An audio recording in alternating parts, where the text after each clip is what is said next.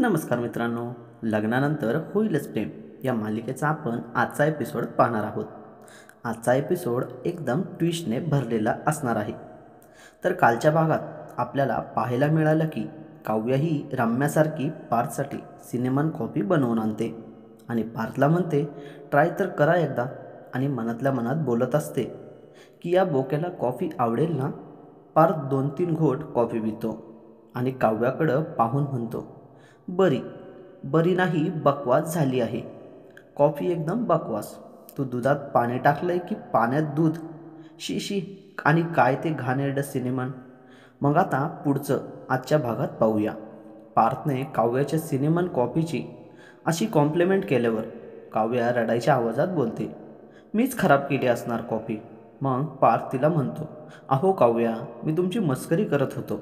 मग ती म्हणते, नाही नाही, तुम्ही माझं मन राखायला खोटं बोलू नका. खोटं खोटं खोटं. मग तो तिला म्हणवत असतो, अहो तुमची फिरकी घ्यायला असं बोललो, बाकी काहीच नाही. ती चिडत बोलते, माझी फिरकी घेता का तुम्ही? तुम्ही फक्त ना त्या रम्याने केलेली सिनेमन कॉपी प्या. असं रडक्या आवाजात रुसून बसते. तेव्हा पार्थराव तिला मनवायला जातात आणि म्हणतात, अहो असं थोडीच असतंय. बोक्याने थोडीफार मस्करी केली तर लगेच फुगायचं असतं का मांजरीने? मग काव्या म्हणते, मांजरीने असं ऐकून घेतलं की बोका 50 वेळा मांजरीची खोड काढतो आणि तिला परेशान करतो. मग पार्थराव तिला उत्तर देत म्हणतो की बोका का खोड काढतो मांजरीची हे माहिती का? कारण मांजरीच्या चेहऱ्यावर छानशी स्माईल यावी म्हणून.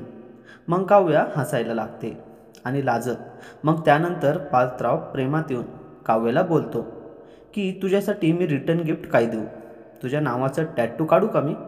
असं विचारल्यावर काव्याला जिव्हाने तिच्यासाठी काढलेला टॅटू जाळल्याचं आठवतं आणि ती पार्थरावावर जास्तच रिॲक्ट करून बसते आणि म्हणते, देशमुख, तुम्ही असलं काही करू नका, आणि सॉरी म्हणून तिथून निघून जाते.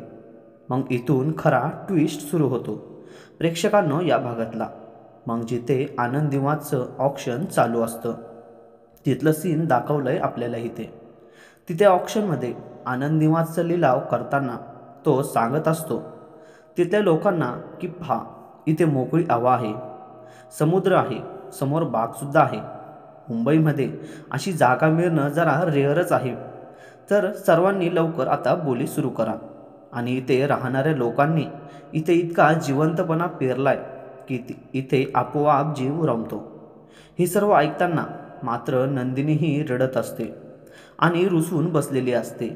ऑक्शन मात्र मग सुरू व्हायला लागतो आणि ऑक्शनमध्ये सर्व लिलावाची किंमत सांगायला सुरू होतात.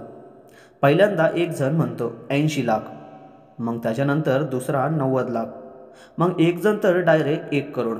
मग लिलाववाला म्हणतो की या जागेकडे पाहून जागेची किंमत ठरवा जरा, पुढे बोला. मग पुढे एक बाई 3 करोड म्हणते.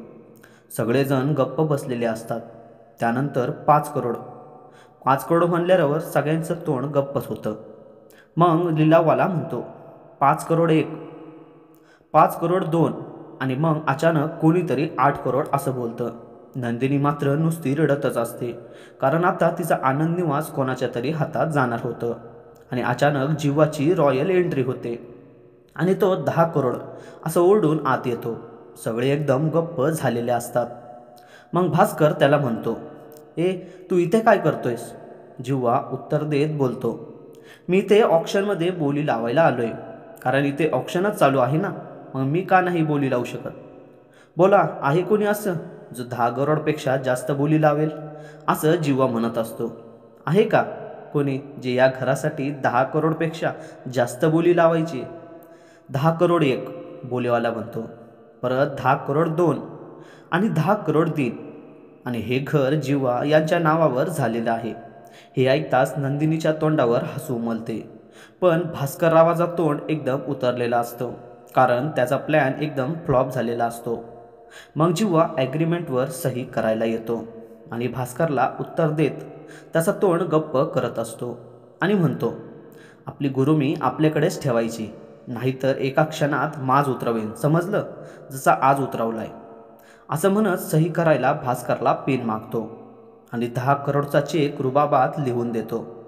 नंदिनीला मात्र प्रश्न पडलेला असतो की यांच्याकडे एवढे पैसे कुठून आलेत.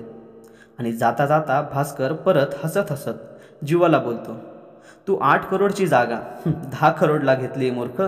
मग जीवा उत्तर देत म्हणतो की तू फक्त या जागेची किंमत लावली आहे म्हाताऱ्या, पण माझ्यासाठी आपल्या माणसांच्या आनंदापेक्षा दुसरं काहीही महत्त्वाचं नाही. खरं तर तुलाच अक्कल नाही आहे. बिंडोक आहेस तू, बिंडोक.